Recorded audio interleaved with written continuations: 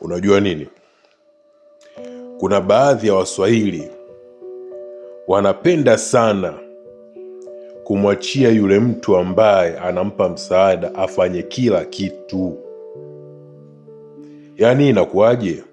Unakuta mtu anakuomba msaada vizuri tu, bwana naomba unisaidie jambo fulani hivi na hivi na hivi. Na wewe kwa roho yako nzuri ukasema bwana hamna tatizo, mimi nitakusaidia. Ila tatizo linakuja kuwa wapi? Unajikuta wewe unafanya 90%. Yaani kana kwamba hilo jambo limekuwa lako. Yaani yule aliyekuomba msaada anakuhamishia wewe lile jambo. Ndio anavyopenda hivyo. Yaani yeye akae chini, relax afu ufanye kila kitu. Yaani wewe utumie muda wako, utumie nguvu yako, utumie hata hela yako saa nyingine. Ila yeye asubirie tu. Kwa sababu gani? Kaomba msaada. Sasa mimi nikuambie kitu kimoja.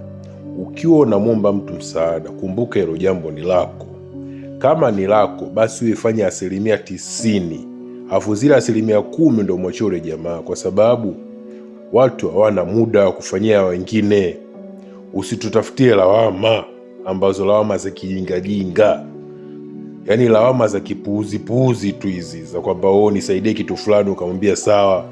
Mwisho wa siku ile jambo unashangaa linakuwa lako. Afia amesubiri tu, anasubiria tu kama ukimaliza umkabidhi au ule msaada uone afurahie. Usipofanya hivyo basi wewe mbaya. Wacha niwaambie tu kama achieni tabia hizo za kipuuzi.